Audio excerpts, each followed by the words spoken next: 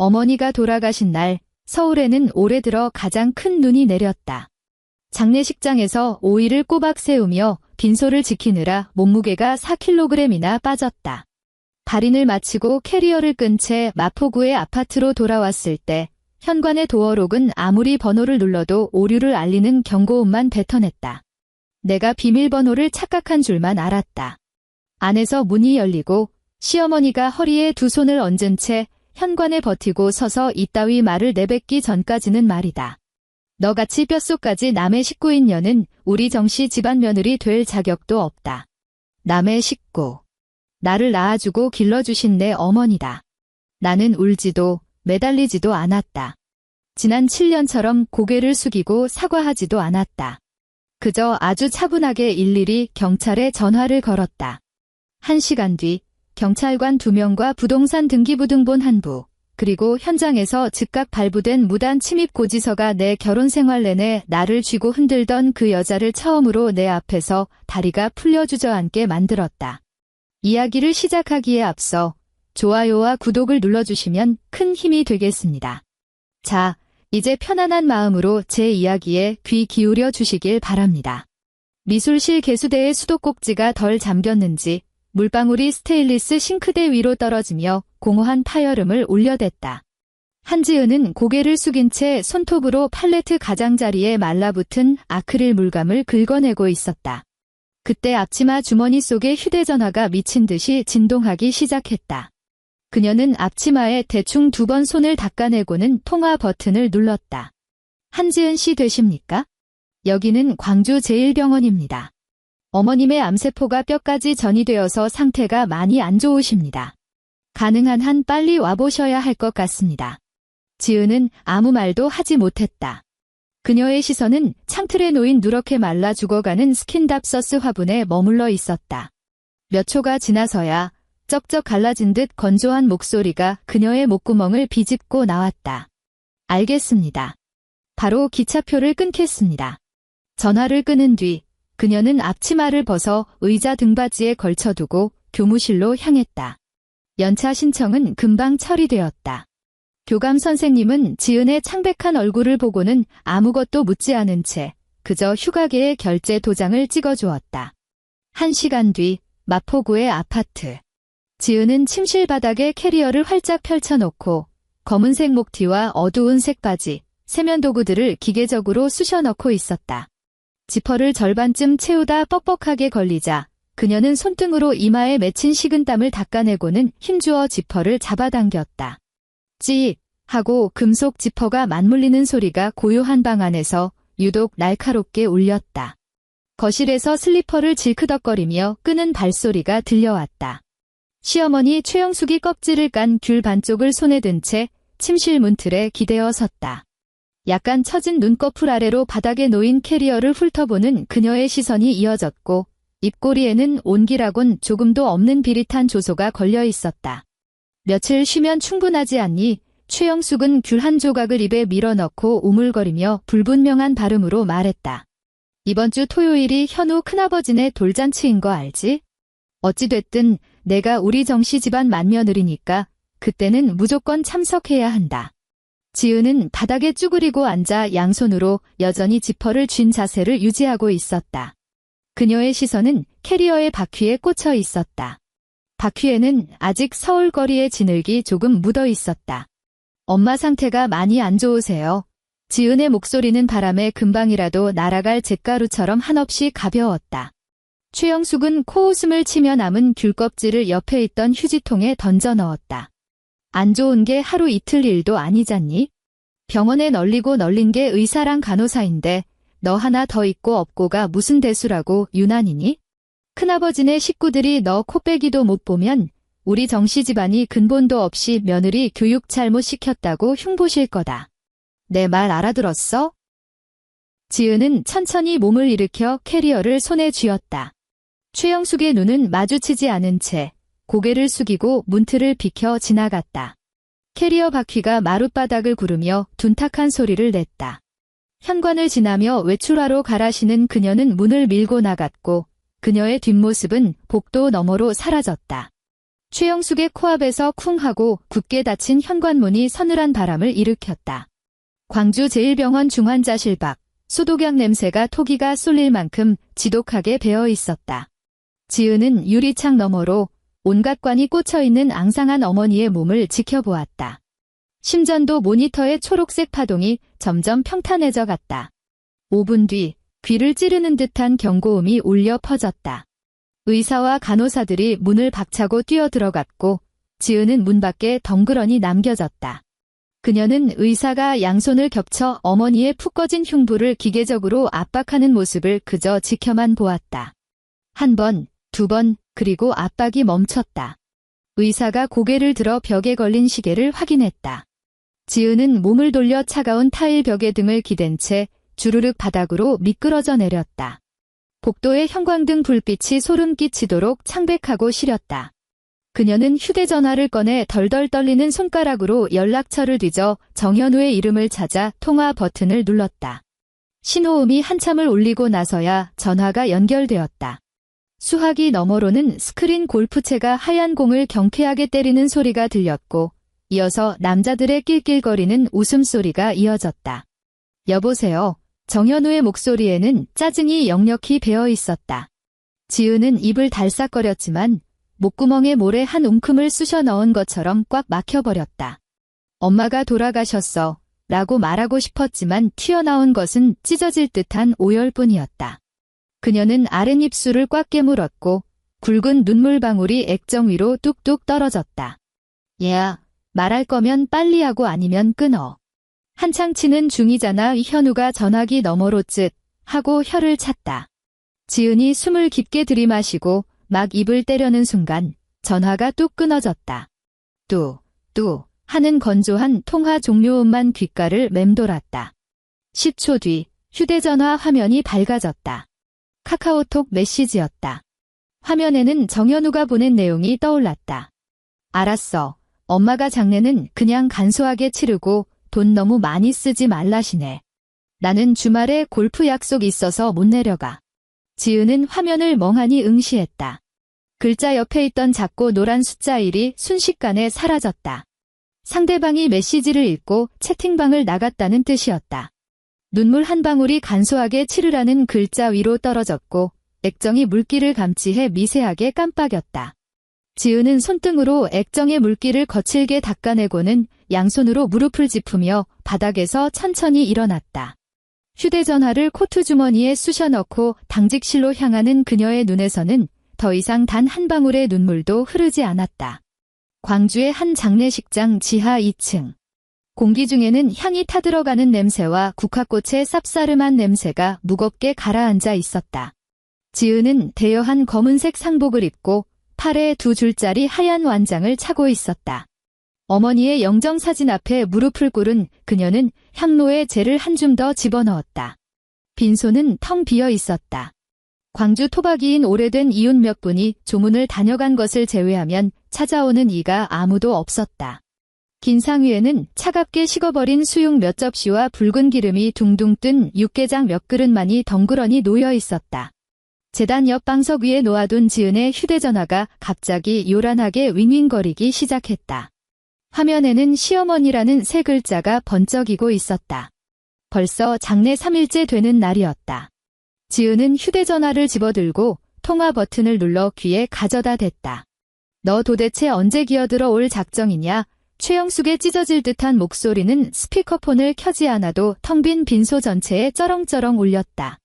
냉장고에 김치도 다 떨어져 가는데 넌 우리 현우를 맨날 배달 음식이나 시켜 먹게 할 셈이야?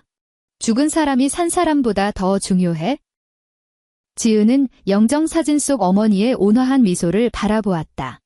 사진 속 어머니는 지은이 첫 월급으로 사들였던 그 꽃무늬 블라우스를 입고 있었다. 아직 발인도 안 끝났습니다. 지은의 목소리에는 아무런 높낮이가 없었다. 그깟 장례식이 대수야? 뭐 대단한 권력자라도 죽었니? 대충 빨리 화장해버리고 뼛가루 들고 올라오면 될 거 아니야. 최영숙은 사정없이 말을 끊어먹었다. 내일 저녁 전까지 무조건 기어들어와 배추랑 재료 싹 다 사다 놓고 모레 당장 김장할 준비해. 전화는 일방적으로 끊어졌다. 4일째 오전 지은은 빈소 구석에 앉아 답례용 흰 봉투를 접고 있었다. 휴대전화 화면이 밝아지며 시댁가족 단톡방에 새로운 메시지가 도착했다는 알림이 떴다. 최영숙이 보낸 글이었다. 세상 천지에 어떤 며느리가 밖에서 이렇게 오래 머문단 말이니? 광주가 뭐 얼마나 멀다고 하루면 왔다 갔다 하고도 남지. 진짜 근본도 없고 예의도 모르는 것 같으니라고. 그 아래로 얄미운 시누이가 보낸 따봉 이모티콘이 바로 달렸다. 지은은 그 노란색 따봉 이모티콘을 노려보며 엄지손가락을 화면 위에 띄워둔 채 가만히 있었다. 한참이 지나서야 그녀는 전원 버튼을 눌러 화면을 끄고는 휴대전화를 뒤집어 바닥에 엎어두었다. 그녀는 다시 봉투를 접기 시작했다. 손톱이 하얀 종이 위로 깊은 주름을 파냈고 마침내 손끝에서 미세하게 핏방울이 배어 나올 때까지 멈추지 않았다. 5일째. 화장장. 거대한 소각로의 철문이 천천히 닫히며 육중한 금속성 파열음을 냈다. 지은은 유리 벽 너머로 붉은 화염이 나무관을 집어삼키는 광경을 지켜보았다. 그녀의 곁에서 부축해주는 사람은 단 한 명도 없었다. 남편도, 시부모도 없었다. 그녀는 홀로 잎이 다 떨어져 죽어버린 고목처럼 꼿꼿이 서 있었다. 1시간 반 뒤 화장장 직원이 그녀에게 하얀 도자기 유골함을 건넸다. 겉은 짙은 색 벨벳 보자기로 쌓여 있었다. 유골함에는 아직 온기가 남아있었고 천을 통해 그 따스함이 그녀의 손바닥으로 고스란히 전해졌다. 오후 KTX 열차 안. 지은은 창가 쪽 좌석에 유골함을 소중히 안치하고 자신은 그 옆에 앉았다. 차창 밖으로 보이는 겨울의 대한민국은 잿빛으로 물든 죽음의 정적 그 자체였다. 바싹 마른 나뭇가지들이 마치 핥히려는 소나기처럼 창밖을 스쳐 지나갔다. 객실 안은 고요했고 가끔 신문을 넘기는 소리나 노트북 자판을 두드리는 소리만 들려왔다. 지은은 가방에서 휴대전화를 꺼내 메모장 앱을 열었다. 키보드가 화면 위에서 소리 없이 춤을 췄다. 오늘부터 나는 그 누구에게도 빚진 것이 없다. 이 문장을 닫힌 뒤 그녀는 화면을 끄고 등받이에 몸을 기댄 채 눈을 감았다. 유골함의 온기는 서서히 식어가고 있었지만 그녀의 가슴 속에서는 7년 동안 짓눌려 있던 무언가가 조금씩 깨어나고 있었다. 서울, 마포구. 저녁 7시, 지은은 캐리어를 끌고 어머니의 유품이 가득 담긴 서류 봉투를 품에 안은 채 자택 아파트 현관문 앞에 섰다. 복도의 센서 등이 접촉 불량인지 몇 번 깜빡거리다 인해 창백한 빛을 토해냈다. 그녀는 추위에 곱은 검지손가락을 뻗어 전자, 도어록의 터치패드를 눌러 불을 밝혔다.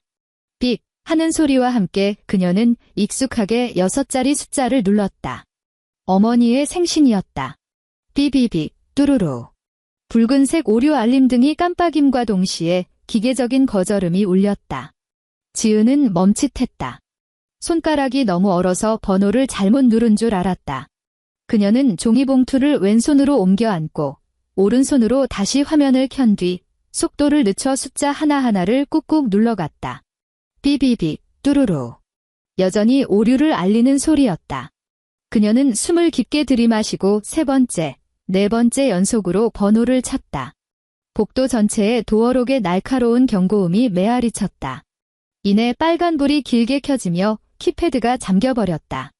지은은 문 앞에 서서 여전히 캐리어 손잡이를 쥔 채였다. 미간을 찌푸리며 코트 주머니에서 휴대전화를 더듬어 꺼내 현우에게 전화를 걸려던 참이었다. 화면 잠금을 해제하는 순간 문 안쪽에서 경쾌한 철컥 소리가 들려왔다. 안에서 도어록이 열린 것이다. 무거운 현관문이 안쪽으로 열리며 복도의 찬바람이 문틈을 타고 안으로 쏟아져 들어갔다. 현관에는 최영숙이 서 있었다. 지은이 평소 가장 아끼던 회색 토끼 털 실내화를 발에 꿰차고 양손을 허리에 얹은 폼이었다. 거실의 밝은 조명이 그녀의 등 뒤로 쏟아지며 최영숙의 얼굴에는 짙은 그림자가 드리워졌다. 내가 여길 어디라고 낯짝을 들이밀고 기어들어와 최영숙의 목소리는 얼음물에 담갔다 꺼낸 듯 노골적인 혐오를 띠고 있었다. 캐리어 손잡이를 쥔 지은의 손가락의 핏대가 서며 관절이 새하얗게 변했다. 억지로 우겨 신어 퉁퉁해진 토끼 실내화를 내려다보던 지은의 시선이 천천히 위로 올라가 시어머니의 도발적인 눈빛과 마주쳤다. 비밀번호가 왜 틀리죠? 지은이 물었다. 스스로도 놀랄 만큼 평온한 목소리였다. 내가 바꿨다. 최영숙은 턱을 치켜들고 앞으로 한 걸음 내디뎠다. 실내화 밑창이 마룻바닥에 질질 끌리며 듣기 싫은 마찰음을 냈다. 내 애미는 살아생전에도 짐덩어리더니 평생 내 등골이나 빼먹고 살지 않았니. 이젠 죽어 자빠진 마당에 내가 남의 식구 하나 때문에 정씨 집안일을 통째로 내팽개치고 가버려? 그게 며느리로서 할 짓이야? 지은은 귓가에 날카로운 이명이 울리는 것을 느꼈다. 품에 안은 서류 봉투를 꽉 껴안은 탓에 봉투 모서리가 그녀의 팔뚝을 파고들었다. 남의 식구, 지은이 그 단어를 나지막이 곱씹었다. 아니야, 최영숙이 코웃음을 치며 문밖을 가리켰다. 내가 안과 밖도 구분 못하는 년이면 이 집 문턱 넘을 생각도 마라. 이 집의 법은 나야. 내가 이미 도어록 번호도 싹 다 바꿨으니까 당장 내 앞에 무릎 꿇고 싹싹 빌면서 앞으로 월급 통장 온전히 내게 맡기겠다고 각서 쓰지 않을 거면 당장 내 그 촌구석 광주로 꺼져버려. 지은은 미동도 하지 않았다. 그녀의 시선은 최영숙의 어깨를 넘어 거실로 향해 있었다. 텔레비전이 켜져 있었고 야구 재방송이 나오고 있었다. 해설자의 흥분한 목소리가 거실을 쩌렁쩌렁 울렸다. 헐렁한 회색 홈웨어를 입은 정연우가 소파에 푹 파묻혀 있었다. 손에 리모컨을 쥔 채 화면만 뚫어져라 쳐다보고 있었다. 현관에서 일어나는 이 모든 소란이 그저 무음 처리된 무언극이라도 되는 양말이다. 여보. 지은이 그의 이름을 불렀다. 큰 소리는 아니었지만 해설자의 고함 속에서도 소름 끼치도록 선명하게 들렸다. 소파에 널브러진 인간은 뒤도 돌아보지 않았다. 그저 자세를 고쳐 앉으며 다리 한 짝을 거실 테이블 위에 턱 하니 걸치고는 손에 든 리모컨을 허공에 가볍게 던졌다 받으며 말했다. 그냥 엄마한테 한번 굽히고 사과해라. 뭐 대단한 일이라고 유난이야? 빨리 들어와서 밥이나 차려. 나 배고파 죽겠어. 그의 말투는 오늘 저녁 야식으로 뭘 시켜 먹을지 고민하는 사람처럼 지나치게 가벼웠다. 최영숙은 의기양양하게 고개를 돌려 지은을 쏘아보았다. 들었지? 현우도 내 뜻이랑 똑같아. 내깎게 이 집구석에서 뭐라도 되는 줄 아니? 지은은 고개를 숙였다. 때마침 복도의 센서등이 꺼지며 문 안쪽에서 새어나오는 불빛만이 지은의 발끝 앞 작은 바닥을 비추고 있었다. 30초. 꼬박 30초 동안 아무도 입을 열지 않았다. 텔레비전에서 타자가 헛스윙 삼진으로 물러나는 것에 대한 해설자의 탄식 소리만 흘러나왔다. 그 30초 동안 지은의 머릿속에는 지난 7년의 수많은 장면들이 파노라마처럼 스쳐 지나갔다. 결혼 첫 해, 최영숙이 텅 빈 예금 통장을 유리 테이블 위에 탁 내려치며 했던 말, 여자가 시집을 왔으면 밖으로 딴 주머니 찰 생각부터 버려야 해. 월급 통장 내놔라. 내가 너희들 돈 모아줄 테니. 결혼 3년 차, 추석. 부엌에서 꼬박 6시간 동안 제사전을 부치느라 온몸이 기름 냄새로 찌들었을 때였다. 감기 몸살로 알아누운 어머니를 뵈러 광주에 잠시 다녀와도 되냐고 조심스럽게 물었을 때 최영숙은 피가 뚝뚝 떨어지는 명태를 도마 위에 내동댕이 치며 소리쳤다. 친정은 무슨 얼어 죽을 친정이야. 정씨 집안 조상님들 상도 안 끝났는데 내가 감히 어딜까. 보름 전 어머니가 폐암 말기 판정을 받았다는 소식에 베란다에 숨어 숨죽여 울고 있을 때였다. 거실에서 씨앗을 까먹으며 최영숙이 현우에게 짓거리던 말이 그 병은 밑 빠진 독에 물 붓기야. 차라리 빨리 죽는 게 깔끔하지. 괜히 우리 집안까지 질질 끌고 들어가게 놔둘 순 없어. 모든 기억의 파편들이 마침내 유골함을 덮고 있던 차가운 흰 천 위로 겹쳐지며 정지되었다. 복도의 센서 등이 미세한 움직임을 감지하고 다시 환하게 켜졌다. 지은이 고개를 들었다. 그녀의 눈은 바싹 말라 있어 눈물 한 방울 맺혀 있지 않았다. 비위를 맞추고 꾹꾹 참아내면 이 집에서 내 자리 하나쯤은 생길 거라 믿었던 그 알량한 환상은 화장장의 불길 속에 던져져 한 줌재도 남지 않고 타버린 지 오래였다.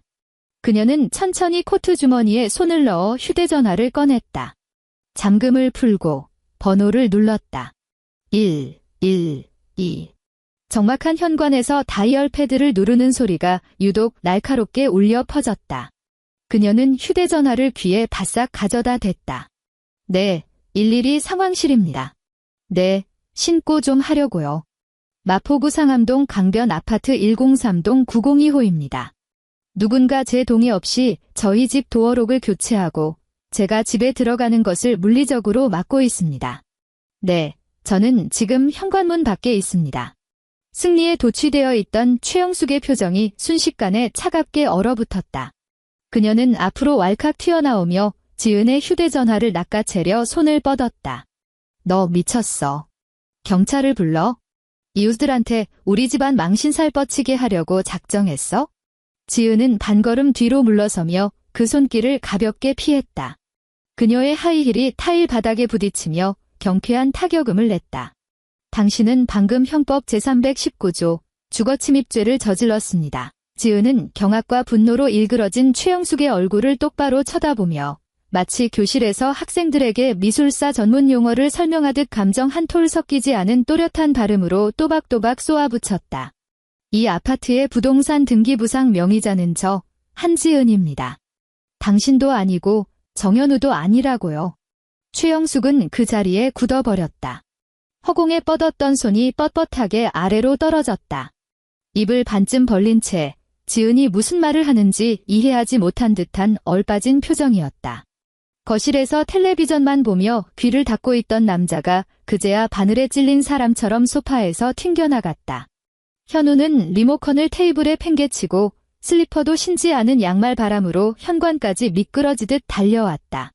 무슨 4명이야? 한지은 너 진짜 미쳤어? 이 집 우리 결혼할 때 같이 산 거잖아. 지은은 7년 동안 남편이라 부르며 살았던 이 남자를 찬찬히 훑어보았다. 모든 걸 당연하게 여겨오다 뒤통수를 맞고 당황한 저 멍청한 얼굴이 이젠 그저 우스꽝스러울 뿐이었다. 그녀는 대답하는 대신 왼팔에 안고 있던 서류 봉투를 캐리어 위에 올려놓고 숄더백의 지퍼를 열었다. 그 안에서 투명한 엘자 파일을 하나 꺼냈다. 파일 안에는 붉은 직인이 찍힌 서류 몇 장이 들어있었다. 2018년 우리 어머니가 광주 고향집을 판 돈으로 2억 3천만 원을 전액 현금으로 치르고 매매한 내 명의의 집이야. 그때 내가 그랬지? 세금 문제도 있고 이 집에 대한 내 진심을 보여주기 위해서 굳이 공동명의로 안 해도 된다고. 이지은은 파일을 현우의 얼굴 앞으로 들이밀었다. 명의자는 오직 나 한 명뿐이야. 정 못 믿겠으면 지금 당장 정부24 포털에 들어가서 직접 떼보시든가. 현우는 파일 위에 적힌 굵은 글씨, 부동산 등기부등본이라는 글자에 시선을 고정했다. 그의 목을대가 크게 한 번 출렁였고 무의식적으로 파일을 낚아채려 손을 뻗었지만 지은이 손목을 가볍게 비틀어 파일을 획 거두어 버렸다. 너, 나 뒷조사하고 함정판 거야. 현우의 목소리가 쇳소리처럼 갈라졌다.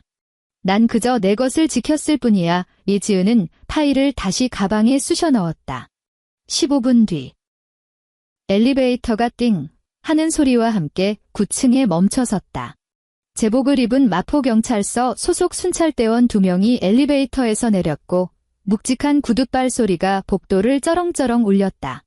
신고자분이 누구십니까? 앞장서서 걸어온 젊은 경찰관이 현장을 쓱 훑어보았다. 캐리어를 든 여자가 문 밖에 서 있고 문 안쪽에는 사색이 된 노인과 안절부절 못하는 남자가 버티고 서 있었다. 접니다. 지은이 앞으로 한 걸음 나서며 투명 파일을 망설임 없이 내밀었다. 이곳은 제 명의로 된 집입니다. 어머니 장례를 치르고 방금 돌아왔는데 저 사람이 도어록 비밀번호를 마음대로 바꾸고 제가 집에 들어가는 것을 막고 있습니다. 경찰관은 파일을 건네받아 부동산 등기부등본 원본을 빠르게 훑어내렸다. 붉은 직인과 소유자란에 선명하게 박힌 한지은 3글자를 확인했다. 파일을 덮은 경찰관은 굳은 표정으로 문 안쪽에 최영숙을 노려보았다. 아주머니 경찰관의 말투에는 공무집행의 엄중함이 묻어났다. 소유자 한지은 씨의 진술과 이 등기부등본에 따르면 아주머니께서 소유자의 동의 없이 무단으로 도어록을 교체하고 출입을 통제한 행위는 주거침입죄에 해당할 여지가 큽니다.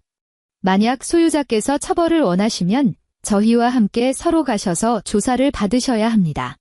최영숙의 얼굴에 서려있던 기고만장한 도끼는 얼음물을 뒤집어 쓴 듯 순식간에 증발해버렸다.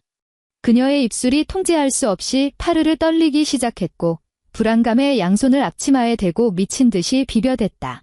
경찰 양반, 이거 뭔가 단단히 오해가 있는 모양인데. 나 이애 시어미예요. 시어미가 며느리 집에 들어온 게 무슨 범죄가 된답니까? 법은 고부 관계를 따지지 않습니다. 오직 명의와 소유권만 볼 뿐입니다. 경찰관이 차갑게 선을 그었다. 그 꼴을 보던 현우가 황급히 앞으로 나서며 최영숙을 등 뒤로 숨겼다. 그는 억지로 굽신거리는 미소를 지으며 경찰관에게 매달렸다. 경찰관님, 이거 다 그냥 흔한 집안 싸움입니다. 가족끼리 약간 트러블이 있었을 뿐이에요. 저희끼리 조용히 해결할 테니까 돌아가셔도 됩니다. 집안 싸움 아닙니다. 지은의 목소리가 복도를 갈랐다. 고요하지만 결코 타협하지 않겠다는 맹렬한 힘이 실려 있었다. 그녀는 경찰관을 지나쳐 현우의 눈을 똑바로 응시했다. 정현우와 나 사이의 일은 부부싸움일지 몰라도 저기 있는 최영숙 씨와 나는 동거할 의무도 없고 공동재산으로 엮인 관계도 아닙니다. 저 사람은 내 명의의 집문 따개를 함부로 바꾸고 내 사유재산을 강탈하려 했습니다. 지은은 잠시 말을 멈추고 종잇장처럼 창백해진 최영숙의 얼굴을 내려다보았다. 이건 집안일이 아니라 범죄입니다. 젊은 경찰관은 지은을 한번 쳐다보고는 묵묵히 고개를 끄덕였다. 그는 가슴 주머니에서 검은색 수첩을 꺼내 들고 볼펜의 똑딱이를 눌렀다. 딸깍. 볼펜 끝이 하얀 종이 위로 내려앉았다. 젊은 경찰관의 볼펜이 현장 출동 보고서의 첫 줄을 천천히 채워나가며 사각거리는 마찰음을 냈다. 복도는 윗집 배수관으로 물이 흘러내려가는 소리까지 들릴 정도로 쥐죽은 듯 고요했다. 신고자 성함이 어떻게 되십니까? 경찰관이 고개도 들지 않은 채 물었다. 한지은입니다. 지은은 감정 없는 목소리로 대답했다. 생년월일은요? 1992년 11월 4일입니다.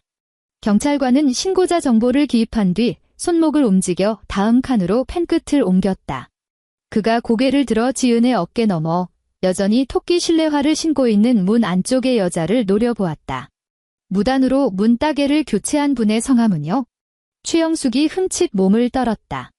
그녀의 얼굴에서 핏기라곤 완전히 사라졌고 조금 전까지만 해도 하늘을 찌를 듯했던 당당함은 남색 제복의 무게에 짓눌려 흔적도 없이 찌그러졌다. 내가 시험이라니까. 그녀는 여전히 구질구질한 가족 윤리를 방패, 삼하법의 심판을 피하려 발버둥 치고 있었다. 아주머니, 본명을 묻고 있습니다. 경찰관의 목소리가 한층 무거워지며 단호한 경고를 품었다. 정현우가 황급히 어머니의 팔을 뒤에서 붙잡고는 대신 대답했다. 최영숙입니다. 최 씨의 꽃뿌리 영, 막을 쑥 잤습니다. 주민등록증 좀 제시해 주시죠. 뒤에서 경계를 서고 있던 나이 지긋한 경찰관이 앞으로 한 걸음 나서며 흰 장갑을 낀 손을 내밀었다. 최영숙의 손이 옆구리에서 심하게 요동쳤다. 그녀는 아들을 쳐다보며 처절하게 구조를 요청했다. 현우는 이를 악물고 목소리를 한껏 낮춰 속삭였다. 엄마, 일단 신분증 줘. 괜찮아. 우리 그냥 조사에 협조하는 척하고 저 사람들 돌려보내면 돼. 최영숙은 머뭇거리며 몸을 돌렸다. 실내화가 마룻바닥에 질질 끌리며 둔탁한 소리를 냈다. 거실 테이블로 다가간 그녀는 서랍을 열고 낡은 가죽 지갑을 꺼내 굳어버린 손가락으로 플라스틱 카드 한 장을 뽑아냈다. 현관으로 돌아오는 그녀의 발걸음은 눈에 띄게 비틀거렸고 현관문을 가로막고 서 있던 그 기세등등한 장군의 모습은 온데간데 없었다. 나이든 경찰관은 신분증을 받아 들고는 허리춤에 찬 진압 벨트에서 검은색 경찰용 단말기를 꺼냈다. 엄지손가락으로 전원 버튼을 누르자 화면에서 뿜어져 나온 파란 불빛이 그의 턱수염을 비췄다. 주민등록번호 58031이 경찰관은 카드에 적힌 숫자를 대조하며 단말기 가상 키보드를 꾹꾹 눌렀다. 삑, 삑, 삑. 버튼음이 텅 빈 복도에서 유독 날카롭게 울려 퍼졌다. 입력을 마친 경찰관이 조회 버튼을 눌렀다. 화면에 로딩 아이콘이 빙글빙글 돌아갔다. 1초, 2초. 돌연 단말기에서 삐익 하는 귀를 찢는 듯한 경고음이 터져나왔다. 일반적인 신원 확인 통과음과는 완전히 다른 소름 끼치도록 불길한 소리였다. 나이든 경찰관의 미간이 팍 구겨졌다. 그는 단말기를 눈앞으로 바싹 끌어당기고 손가락으로 화면을 빠르게 쓸어내렸다. 한참을 뚫어져라 쳐다보던 그는 최영숙을 힐끗 보더니 다시 화면을 들여다봤다. 자신의 눈을 의심하는 듯한 행동이었다. 최영숙 씨 나이든 경찰관은 이제 아주머니라는 호칭조차 버린 채 뼛속까지 시린 목소리로 불렀다. 최영숙의 어깨가 벼락이라도 맞은 듯 튀어올랐다. 네네. 본인 앞으로 숲에 내려진 사건이 하나 있네요. 경찰관이 고개를 쳐들고 마치 두 개의 대못을 박아넣듯 최영숙의 얼굴을 쏘아보았다. 그 말이 떨어지기가 무섭게 현관의 공기가 진공 상태처럼 빨려나갔다. 정현우의 억지 웃음이 기괴하게 굳어버렸고 그는 반걸음 튀어나갔다. 경찰관님, 뭔가 착오가 있으신 거 아닙니까? 우리 엄마는 평소에 무단 횡단 한 번 안 하는 분인데 무슨 숲에 사건이 있다는 겁니까? 경찰관은 현우를 철저히 무시한 채 단말기 화면을 자신 쪽으로 돌려 화면에 뜬 붉은 글씨를 토시 하나 틀리지 않고 또박또박 읽어 내려갔다. 3년 전 서울중앙지방법원에서 발부된 민사 판결문입니다. 최영숙 씨가 서초구의 한 저축은행에서 대출받은 5천만 원이 장기 연체되었습니다. 은행 측은 이미 강제 집행을 신청했고 사기 대출 및 사문서 위조 혐의로 경찰에 고발 조치까지 마친 상태입니다. 경찰관은 잠시 숨을 고르고 혼이 반쯤 나간 최영숙의 동공을 찌르듯 덧붙였다. 왜냐하면 당시 대출 서류에 서명한 사람이 최영숙 씨 본인이 아니라 한지은 씨로 되어 있거든요. 지은은 문 밖에 선 채 캐리어 손잡이를 쥐고 있던 손가락을 서서히 풀었다. 5천만 원 대출. 3년 전은 정현우가 다니던 직장을 때려치우고 기어코 친구와 동업한답시고 강남구의 실내 스크린 골프장을 차리겠다고 설쳐대던 바로 그 시기였다. 그 무렵 최영숙은 지은의 학교에 매일같이 출근 도장을 찍으며 보온통에 삼계탕을 싸다 날랐고 며느리가 미술교사라 직장이 탄탄하니 개인 명의로 대출 좀 받아서 현우 사업 좀 도와달라고 교묘하게 압박을 넣었었다. 지은은 당시 단칼에 거절했다. 월급 통장을 모조리 빼앗겨 수중에 땡전 한 푼 없는 마당에 그런 위험천만한 사업 자금 대출을 짊어질 수는 없다고 분명히 못 박았다. 최영숙은 그날 거실에서 지은을 향해 꼬박 반나절을 퍼부어댔다. 들어오기만 하고 나갈 줄 모르는 구두쇠 년이라며 남편 잘되는 꼴을 배 아파서 못 보는 악독한 년이라고 악을 썼다. 결국 그 실내 골프장은 반년도 채 못 버티고 경영 난조로 처참하게 망해버렸다. 그 일은 집안에서 절대 입에 올려서는 안 될 금기어가 되었고 지은은 그 사건이 그렇게 일단락된 줄만 알았다. 그런데 끝난 게 아니었다. 빚만 나에게 고스란히 넘어왔을 뿐. 쿵. 둔탁하고 무거운 파열음이 울렸다. 최영숙의 두 다리가 돌연뼈가 녹아내리기라도 한 듯 꺾이더니 현관 타일 바닥에 털썩 무릎을 꿇고 주저앉았다. 회색 토끼 실내화 한 짝은 신발장 구석으로 나동그라졌고 다른 한 짝은 문지방에 뒤집힌 채 처박혔다. 엄마, 현우가 비명을 지르며 허리를 굽혀 최영숙의 팔뚝을 죽어라 잡아 끌어 올리려 했다. 하지만 최영숙은 물먹은 손뭉치처럼 축 늘어져 도무지 힘을 쓰지 못했다. 그게 아니고 최영숙의 목소리는 한겨울 칼바람에 벌벌 떠는 것처럼 사정없이 떨렸다. 입술에 핏기마저 완전히 가신 새하얀 얼굴을 치켜든 그녀의 시선은 경찰관의 바짓가단을 넘어 문 밖에 우두커니 서 있는 지은에게 가닿았다. 불과 10분 전만 해도 그녀는 바로 이 자리에 허리에 손을 얹고 서서 지은의 코앞에 삿대질을 하며 꿇어앉아 사과하라며 이 집구석에서 당장 꺼지라고 패악을 부렸다. 그런데 지금 바닥에 비참하게 꿇어앉은 쪽은 바로 그녀 자신이 되어 있었다. 지은은 고개를 약간 숙이고 바닥에 한 덩어리로 찌그러진 여자를 내려다보았다. 복도의 찬바람이 지은의 코트 자락을 펄럭였지만 그녀는 조금의 추위도 느끼지 못했다. 그저 한없이 기만적이고 헛웃음이 나는 지독한 무감각만이 전신을 감쌀 뿐이었다. 7년, 그녀는 이 집에서 7년 동안 그림자 취급을 받으며 살았다. 매달 꼬박꼬박 월급 통장을 바쳤고 명절과 제사 준비를 도맡아 했으며 아플 때도 혼자 병원에 가서 진료 순서를 기다렸다. 그 대가로 돌아온 것은 어머니 장례를 대충 간소하게 치르라는 조롱이었고 굳게 잠긴 도어록이었으며 마른 하늘에 날벼락처럼 떨어진 5천만 원이라는 고금리 대출 폭탄이었다. 그건 우리 현우 사업이 엎어졌을 때 최영숙은 사시나무 떨듯 오열 섞인 변명을 쥐어짜냈다. 빚쟁이들이 하루가 멀다 하고 집으로 전화를 해대서 나도 어쩔 도리가 없었어. 나는 그저 어차피 우리는 한 식구니까 며느리 이름 한 번 빌려 쓴다고 무슨 큰일이야 나겠나 싶어서 한 식구, 지은이 그 세 글자를 건조하게 씹어뱉었다. 그녀는 경찰관을 지나쳐 앞으로 한 걸음 성큼 다가갔다. 그녀의 구두 굽이 현관의 금속 문지방을 밟으며 날카롭고 서늘한 마찰음을 냈다. 지은은 바닥에 엎드린 최영숙을 오만하게 내려다보며 말했다. 내 서명을 위조해서 내 이름으로 5천만 원을 몰래 대출받아 놓고 그 막대한 빚과 신용불량의 수렁에 나를 밀어넣은 게 당신이 말하는 그 알량한 한 식구입니까? 그녀는 고개를 돌려 옆에 선 나이든 경찰관을 바라보았다. 경찰관님, 저는 저 대출에 대해 단 한마디도 들은 바가 없습니다. 타인의 서명을 위조해 사기 대출을 받은 행위, 사문서 위조 및 사기죄에 해당합니다. 지은은 폐부 깊숙이 얼음장 같은 공기를 들이마셨다. 추가로 고소하겠습니다.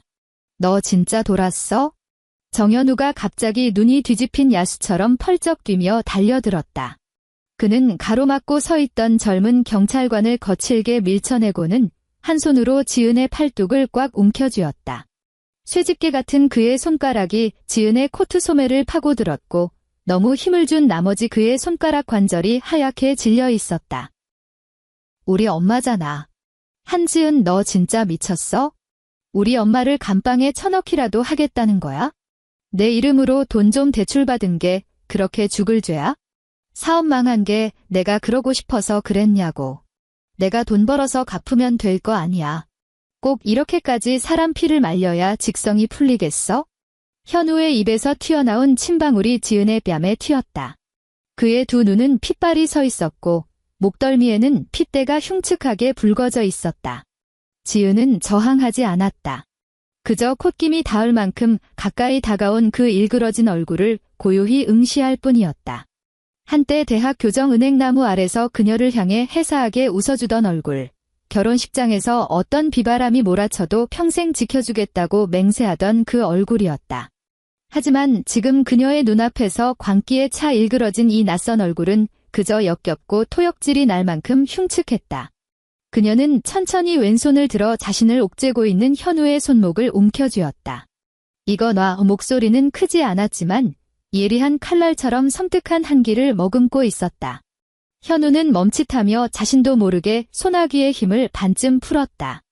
지은은 그의 손을 짐짝처럼 획부리치고는 뒤로 반걸음 물러서서 거리를 벌렸다. 구겨진 코트 소매를 반듯하게 정리한 그녀의 얼음 같은 시선이 모자의 얼굴을 차례로 쓸고 지나갔다. 내 엄마는 우리 엄마가 돌아가신 날 전화통에 대고 남의 식구라고 칭했어. 지은은 현우의 눈동자를 똑바로 꿰뚫어보며 말했다. 죽은 사람보다 산 사람이 더 중요하니까 당장 튀어와서 김장이나 하라고 짓거렸지. 우리 엄마 살아생전엔 짐덩어리더니 차라리 되져서 속이 다 시원하다고 했지. 현우는 입을 뻐끔거렸지만 성대에서 아무런 소리도 짜내지 못했다. 지은은 바닥에 꿇어앉은 최영숙에게로 시선을 옮겼다. 이제 알겠어. 당신들 모자가 나한테는 진짜 남의 식구야. 난 남한테는 언제나 법대로 아주 철저하게 대응하거든. 그녀는 몸을 돌려 두 경찰관을 향해 정중하게 고개를 숙였다. 잘 부탁드립니다.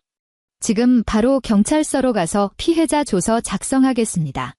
밤 9시 마포경찰서. 1층 로비는 형광등 불빛으로 눈이 시리도록 밝았다. 싸구려 자판기 커피 냄새와 곰팡내 나는 종이 냄새, 그리고 이따금씩 터져나오는 악다구니 소리가 공기 중에 뒤섞여 있었다. 최영숙은 1층 좌측의 경제범죄수사팀 조사실로 끌려 들어갔다. 블라인드 틈새로 지은은 회색 철제 책상 앞에 웅크리고 앉은 그녀의 모습을 볼 수 있었다. 평소 단 한 올의 흐트러짐도 용납하지 않던 꼿꼿한 단발머리는 이제 두피에 찰싹 달라붙어 떡이 져 있었고 두 손을 허벅지 위에 가지런히 모은 채 잔뜩 굽은 어깨로 맞은편 수사관의 신문에 덜덜 떨며 대답하고 있었다. 정현우는 복도에서 신경질적으로 발을 구르며 서성거렸다. 구겨진 종이컵을 쥔 채 이따금 고개를 들어 지은을 죽일 듯이 노려보았지만 감히 다가오지는 못했다. 지은은 로비 구석의 플라스틱 대기 의자에 앉아 있었다. 딱딱한 등받이가 척추를 찌르는 듯했다. 발치에는 캐리어가 놓여 있었고 그 위에는 여전히 어머니의 유품이 담긴 서류 봉투가 올려져 있었다. 그녀는 주머니에서 휴대전화를 꺼내 인터넷 브라우저를 열고 검색창에 키워드 몇 개를 입력했다. 가사, 형사, 교차 사건, 변호사, 서울. 화면을 쓸어내리던 그녀는 평점이 가장 높은 로펌 홈페이지를 눌러 대표 변호사의 긴급 연락처를 찾아냈다. 신호음이 3번 울리고 나서 전화가 연결되었다. 네, 김율정 법률사무소의 김상훈 변호사입니다. 묵직하고 차분한 남자의 목소리가 들려왔다. 지은은 저 멀리 서 있는 정현우를 힐끗 확인하고는 목소리를 낮췄다.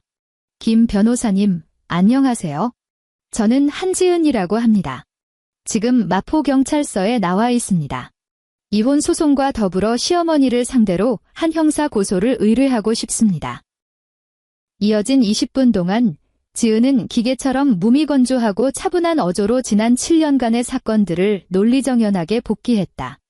7년 전 월급 통장을 강탈당한 시점부터 부동산 매매 대금의 출처, 오늘 밤 벌어진 주거침입 사건, 그리고 방금 막 드러난 사문서 위조 및 사기 대출 건까지 빠짐없이 읊었다. 전화기 너머의 김 변호사는 묵묵히 경청하다가 핵심적인 부분에서만 네, 혹은 알겠습니다 하는 짧은 대답으로 응수했다. 간간히 종이 위로 펜이 사각거리는 소리도 들려왔다. 지은의 말이 끝나자 김 변호사는 약 5초간 무거운 침묵을 지켰다. 한 선생님, 김 변호사의 목소리가 한층 날카롭고 단호해졌다. 현재 상황은 법적으로 선생님께 압도적으로 유리합니다. 하지만 진행하기에 앞서 한 가지 확실히 짚고 넘어가야겠습니다. 혹시라도 상대방과 합의하실 의향이 티끌만큼이라도 있으십니까? 전혀 없습니다. 지은은 일말의 망설임도 없이 즉답했다. 아주 좋습니다. 김 변호사의 목소리에서 직업적인 예리함이 번뜩였다. 혼인 기간 내내 이어진 정신적 학대 기록, 카카오톡 캡처나 통화 녹음이 있다면 그것이 첫 번째 무기가 될 겁니다. 오늘 밤 발생한 주거침입건은 경찰의 출동 기록이 증명할 테니 두 번째 무기고요. 서명을 위조해 대출을 받은 사기건, 이게 상대의 숨통을 끊어놓을 가장 치명적인 세 번째 무기입니다. 김 변호사는 잠시 숨을 고르고는 말을 이었다. 세 가지 죄목이 병합되는 데다 사기라는 중대한 경제범죄가 얽혀 있습니다. 피의자가 아무리 연장자라 할지라도 집안 내부의 골문 문제라며 감정적인 핑계를 댄다 해도 법원은 절대 가볍게 넘어가지 않습니다. 실형 선고 가능성이 매우 높고 설령 집행유예가 나오더라도 그 기간이 상당히 길어질 겁니다. 지은의 손가락은 무의식적으로 무릎 위 코트 자락을 매만지고 있었다. 이혼 시 재산 분할 문제로 넘어가 볼까요?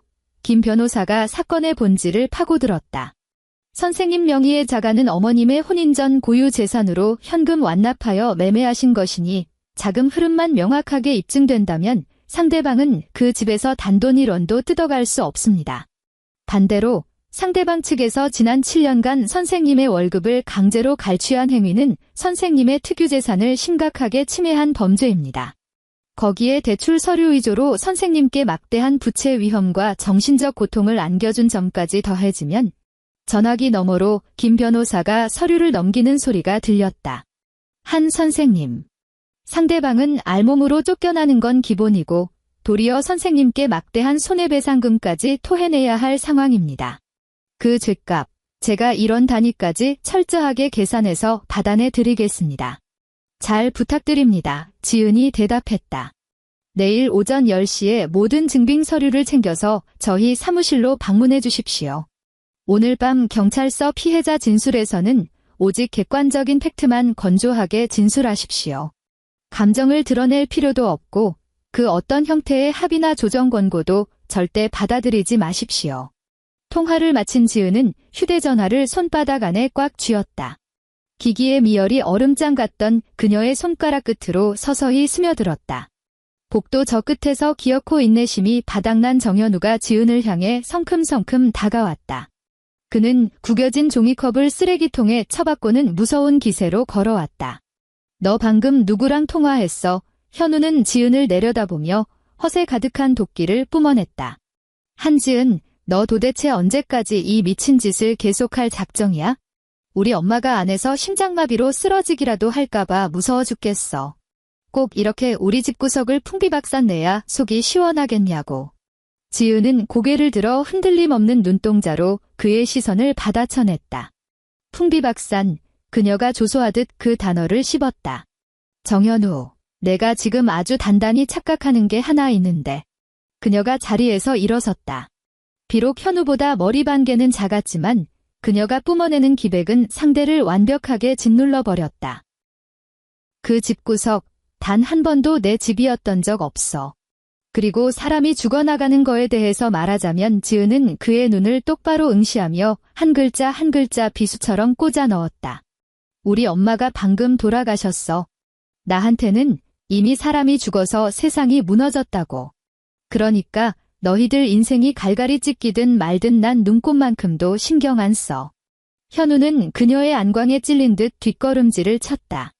입을 쩍 벌린 채 평소 지은을 깎아내리고 억압할 때 쓰던 온갖 모욕적인 말들을 쏟아내려 했으나 지금 이 순간만큼은 단 한마디도 입 밖으로 튀어나오지 않았다. 젊은 경찰관이 서류철을 들고 다가왔다. 한지은 씨, 저를 따라 제2진술 녹화실로 가셔서 피해자 진술서 작성하시겠습니다. 지은은 현우에게 더 이상 단 1초의 시선도 허락하지 않았다. 캐리어를 끌고 종이봉투를 가슴에 안은 그녀는 경찰관의 뒤를 따라 조사실로 걸어 들어갔다. 묵직한 방음문이 닫히며 정현우의 멍청한 시선은 바깥에 완전히 차단되었다. 그 후 한 달간 시간은 차갑고도 정밀한 법적 절차의 톱니바퀴에 맞물려 돌아갔다.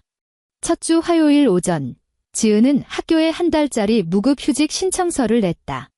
눈 밑에 짙게 깔린 다크서클과 홀쭉해진 볼을 본 교감 선생님은 아무런 군말 없이 서류에 서명해 주었다. 학교를 나선 그녀는 곧장 근처의 시중은행으로 향했다. 안녕하세요. 지난 7년 동안 이 급여 통장의 모든 거래 내역을 출력해 주세요. 지은은 범행 당일 밤 경찰의 개입으로 비로소 돌려받은 그 망할 놈의 월급 통장을 창구 너머로 밀어넣었다. 창구 직원은 키보드를 몇 번 두드리더니 화면에 뜬 방대한 데이터를 보고 놀란 듯 눈을 깜빡였다. 고객님, 7년치 내역이라 분량이 너무 방대한데요. 어림잡아 300장은 좋게 넘을 것 같습니다. 출력 시간도 꽤 걸리고 수수료도 발생하는데 괜찮으시겠어요? 상관없습니다. 한 건도 빠짐없이 전부 다 뽑아주세요. 매 페이지마다 은행 직인도 찍어주시고요. 프린터가 굉음을 내며 돌아가기 시작했다. 널찍한 은행 로비를 채우는 기계적인 파열음이 유독 단조롭고도 끝없이 길게 느껴졌다. 지은은 창구 앞 의자에 앉아 새하얀 A4 용지들이 끝도 없이 쏟아져 나오는 것을 지켜보았다. 매달 25일 서울시 교육청에서 기본급과 각종 수당이 칼같이 입금되었다. 그리고 다음 날인 26일, 그 돈은 원 단위 하나 남기지 않고 모조리 최영숙이라는 이름의 계좌로 빨려 들어갔다. 1년 12달 7년 84번. 그 검은 숫자들은 그녀가 목이 쉬어라 교단에 서서 분필 가루를 마셔가며 벌어들인 피땀이었고 코를 찌르는 아크릴 물감 냄새를 견뎌내며 맞바꾼 청춘이었다. 그런데 그 숫자들은 시어머니의 손목에 묵직한 금팔찌로 둔갑했고 정현우의 번쩍이는 최고급 골프채로 둔갑했으며 신우이가 인스타그램에 자랑스레 올려대는 명품 가방으로 둔갑해버렸다. 직원이 두툼한 거래 내역서 뭉치를 대형 서류 봉투에 담아 건네주었다. 총 312페이지입니다. 은행직인 전부 날인해 드렸습니다. 확인 부탁드립니다. 품에 안은 그 두꺼운 종이 뭉치는 숨이 막힐 듯 무거웠다. 그것은 지난 7년 철저히 유린당한 그녀의 썩어 빠진 청춘의 시체였다. 둘째 주 목요일, 지은은 김 변호사와 함께 서초구에 있는 문제의 저축은행 본점을 찾았다. 3년 전에 대출 원본 서류를 끄집어내기 위해서였다. 그들을 맞이한 건 여신 부서의 팀장이었다. 김 변호사가 경찰청에 수사 협조 공문을 들이밀자 팀장의 낯빛이 흑빛으로 변했고 이내 먼지 쌓인 문서고에서 그 망할 계약서를 찾아 들고 나왔다. 긴 회의용 테이블에 앉은 지은은 자신의 코앞으로 밀려온 복사본을 내려다보았다. 채무자 서명란에는 한지은이라는 세 글자가 비뚤비뚤하게 쓰여 있었다. 필체는 조잡하기 짝이 없었지만 글씨의 끝을 위로 삐치듯 올려 쓰는 최영숙 특유의 악필 습관이 고스란히 묻어 있었다. 인감 날인란에는 붉은색 막도장이 찍혀 있었다. 지은이 사회초년생 시절 길거리 도장 가게에서 대충 파서 거실 TV 장식장 서랍에 처박아 두었던 바로 그 싸구려 도장이었다. 형법 제231조 사문서위조죄, 그리고 제347조 사기죄입니다. 김 변호사가 펜끝으로 위조된 서명을 툭툭 내리쳤다. 은행 측 역시 대출 심사 과정에서 본인 의사 확인을 위한 해피콜 등 기본적인 절차를 깡그리 무시한 중대한 과실이 명백합니다. 이 부분은 향후 민사소송에서 한지은 씨의 채무 변제 의무를 원천 무효화하는 핵심 항변 사유로 작용할 것입니다. 팀장은 이마에 맺힌 식은땀을 손수건으로 연신 닦아내며 굽신거렸다. 네, 당시 저희 심사팀의 검토가 턱없이 부실했습니다. 경찰 수사에 전적으로 협조하겠습니다. 지은은 그 가짜 서명을 오랫동안 뚫어져라 응시했다. 최영숙이 창고에 앉아 펜을 쥐고 이 인주를 찍어 누르던 순간 도대체 무슨 생각을 했을까? 털끝만큼의 죄책감이라도 있었을까? 단 1초의 망설임이라도 있었을까? 답은 명백했다. 그런 건 눈 씻고 찾아봐도 없었다. 한 달 뒤 수요일 오후 2시 서울가정법원 제3조정실. 지은은 출석하지 않았다. 김 변호사에게 모든 권한을 위임했다. 김 변호사는 두툼한 소장과 입증 자료 목록을 테이블 정중앙으로 밀어붙였다. 맞은편에 앉은 정현우는 퀭하게 파인 눈구멍에 덥수룩하게 수염이 자란 얼굴, 셔츠 기든 후줄근하게 구겨진 몰골이었다. 그의 옆에는 어디서 헐갑에 데려온 듯한 국선급 변호사가 그 증거 목록을 보며 미친 듯이 땀만 닦아대고 있었다. 소장에 적힌 청구 금액은 단두대의 칼날처럼 서늘하고 명확했다. 1. 이혼에 따른 위자료 및 정신적 손해배상금 3천만 원. 2. 부당이득 반환 청구, 즉 7년간 강제 갈취당한 급여 통장 입금 총액 1억 2,150만 원. 3. 위조된 사기 대출금 5,700만 원과 이자에 대하여 한지은은 어떠한 연대보증 및 변제 책임도 존재하지 않음을 확인하며 추후 금전적 손실 발생 시 최영숙이 전액 배상할 것. 4. 재산 분할. 한지은 명의의 자가는 모친의 자금으로 형성된 특유재산이므로 분할 대상에서 완벽히 배제함. 역으로 정현우가 혼인 기간 중 납부한 국민연금 및 향후 퇴직금에 대한 분할을 청구함. 정현우의 시선이 끝없이 이어진 동그라미의 행렬을 따라가다 멈췄고 이내 그의 손가락이 발작하듯 떨리기 시작했다. 이거 말도 안 돼. 그가 자신의 변호사를 향해 더듬거리며 악을 썼다. 어떻게 이렇게까지 징그럽게 계산을 해? 이거 다 합치면 1억 5천이 훌쩍 넘잖아. 내가 무슨 수로 이 돈을 물어내. 김 변호사는 등받이에 기대앉아 두 손을 테이블 위에 깍지 낀 채 모기 소리 하나 안 들어갈 만큼 평온한 어조로 말했다. 정현우 씨, 당신 수중에 돈이 한 푼 없다는 건 이미 파악했습니다. 하지만 어머님 명의로 경기도에 낡은 집이 한 채 있더군요. 그 집이 법원 경매로 넘어가면 이 배상금을 얼추 메꿀 수 있을 겁니다. 만약 오늘 이 조정안을 거부하신다면 당장 오늘 오후에 가압류 및 강제 집행 절차에 돌입하겠습니다. 정현우는 뼈를 발라낸 생선처럼 의자에 완전히 널브러졌다. 같은 시각, 광주. 시립 납골당 안은 환풍기에서 새어나오는 미세한 바람소리 외에는 섬뜩하리만치 고요했다. 지은은 짙은 회색 캐시미어 코트를 입고 제3열 납골함 앞에 섰다. 그녀는 손을 뻗어 유리문을 열고 눈부시게 하얀 생국화 한 다발을 조심스레 밀어 넣었다. 꽃잎에는 꽃집 냉장고에서 묻어온 이슬방울이 아직 맺혀 있었다. 사진 속 어머니는 여전히 그 온화한 미소를 짓고 있었다. 지은은 가방에서 정갈하게 접힌 꽃무늬 스카프를 꺼내 유골함 밑에 다소곳이 깔아주었다. 어머니가 살아생전 가장 아끼던 스카프였고 유품을 정리하다 발견한 것이었다. 코트 주머니 속 휴대전화가 갑자기 진동하기 시작했다. 정정만이 감도는 복도에서 그 진동 소리는 신경을 긁을 만큼 요란했다. 지은은 화면을 내려다보았다. 저장되지 않은 번호였지만 그 숫자 배열은 이미 뼛속까지 외우고 있는 정현우의 번호였다. 그녀는 전화를 받지 않고 기계가 발작을 멈출 때까지 가만히 내버려 두었다. 진동이 거의 끊어질 무렵에서야 그녀는 통화 버튼을 누르고 휴대전화를 귀에 댔다. 지은아. 수화기 너머로 들려오는 목소리는 코가 잔뜩 막혀 있었고 추잡스럽게 훌쩍거리는 소리까지 들렸다. 소파에 다리를 꼬고 앉아 엄마한테 싹싹 빌라고 거드름을 피우던 그 잘난 남자는 이제 수치심 따윈 개나 줘버린 채 징징거리며 구걸하고 있었다. 지은아, 우리 고소 좀 취하해주면 안 될까? 우리 다시 한 번만 진지하게 얘기 좀 하자. 현우의 숨소리는 헐떡거리듯 거칠었다. 이혼 도장 찍어줄게. 나 진짜 내 옷까지만 챙겨서 나갈게. 돈 한 푼도 안 바랄게. 근데 돈 그 손해배 상금만 조금 줄여주면 안 돼? 엄마 명의로 된 그 낡은 집, 엄마 노후에 죽을 때까지 살 집이잖아. 그거 경매로 넘어가면 우리 엄마는 길바닥에 나앉아야 해. 게다가 사기 대출건은 이미 검찰청으로 넘어가서 수사 중이야. 엄마가 며칠째 밤마다 잠을 한숨도 못 자서 머리카락이 반백발이 됐어. 원래 지병도 있으신 분인데 너 진짜 우리 엄마 저렇게 죽어가는 꼴 봐야 속이 후련하겠어? 속이 후련하겠어? 그 가증스러운 단어가 전파를 타고 지은의 고막을 후벼 팠다.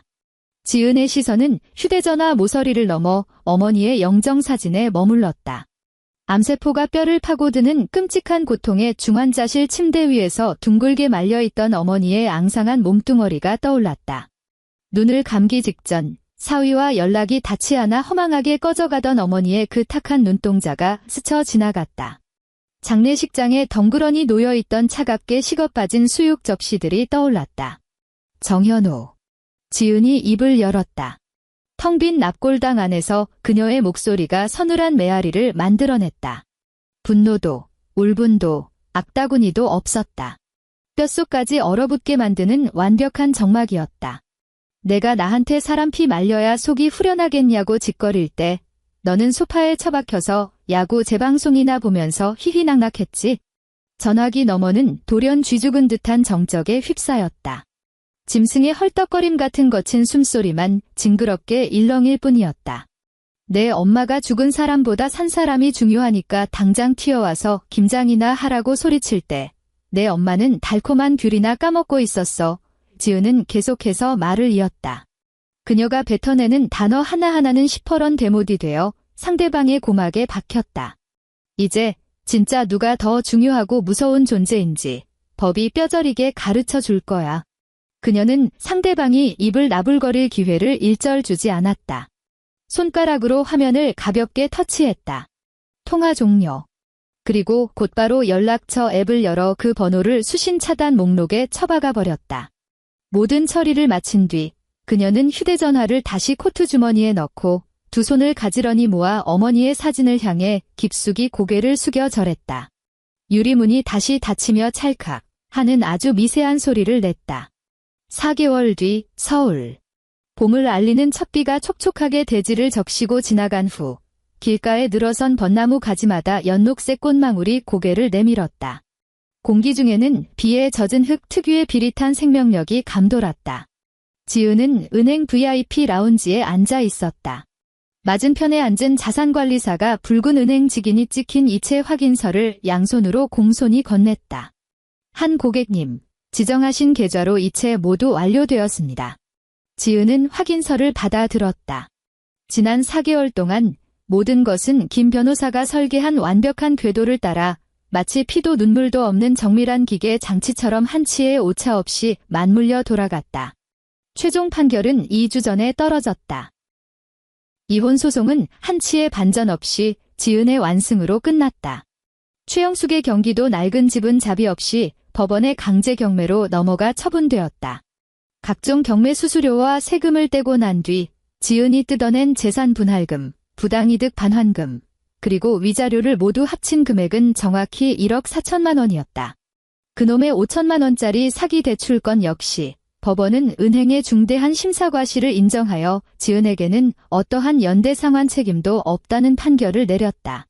그 빚은 고스란히 최영숙 혼자 짊어질 악성 부채가 되었다. 가장 치명적이었던 형사재판.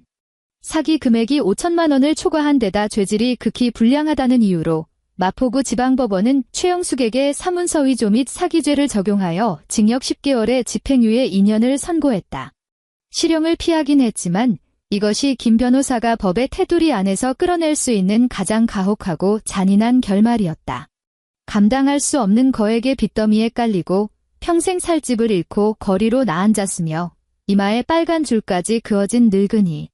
그리고 그 등골을 빼먹고 살던 무능하고 찌질한 아들놈. 그 쓰레기 같은 모자가 앞으로 어떤 지옥 같은 삶을 구르게 될지 지은은 굳이 상상할 필요조차 느끼지 못했다. 절대 좋은 꼴은 못 볼 테니까. 지은은 확인서에서 시선을 거두고 손에 쥐고 있던 또 다른 서류 뭉치를 내려다보았다. 그것은 서울 시내 한 여자대학교 재단에 제출할 기부 약정서였다. 기부자 한지은. 기금 명칭 박순의 추모 장학금. 어머니의 성함이었다. 기부 금액 1억 4천만 원. 사용 목적 해당 원금과 발생 이자를 바탕으로 매년 한부모 가정 출신이면서 학업 성적이 우수하나 경제적 어려움을 겪고 있는 여성 미술 전공자 1명에게 대학 4년 전액 장학금을 지원함. 여기에 서명해 주시면 절차가 마무리됩니다. 지은은 테이블에 놓인 고급 만년필을 집어들었다. 네, 고객님. 숭고한 뜻에 깊이 감사드립니다. 재단 측 실무자가 허리를 깊이 굽혀 인사했다. 펜촉이 종이 위를 유려하게 미끄러져 갔다. 한지은 세 글자가 반듯하고 선명하게 새겨졌다. 그녀는 펜 뚜껑을 닫고 약정서를 앞으로 밀어주었다. 은행 회전문을 밀고 밖으로 나오자 봄 햇살이 시리도록 쏟아졌다. 지은은 폐부 깊숙이 숨을 들이마셨다.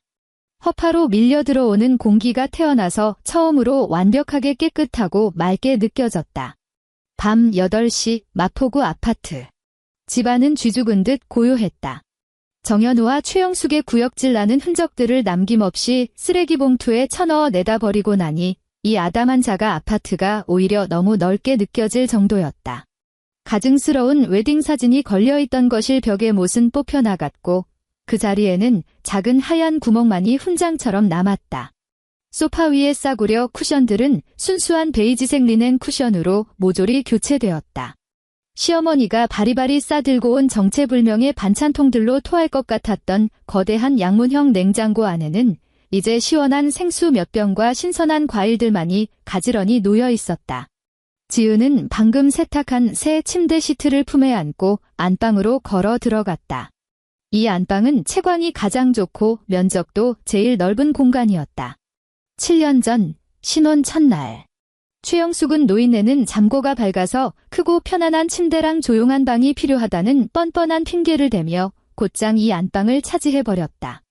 정작 이 집을 전액 자기 돈으로 산 진짜 주인이었던 지은은 지난 2500일이 넘는 짐승 같은 시간 동안 햇빛 한 줌 들어오지 않는 북향의 비좁은 작은 방에서 몸을 웅크린 채 썩어가야 했다.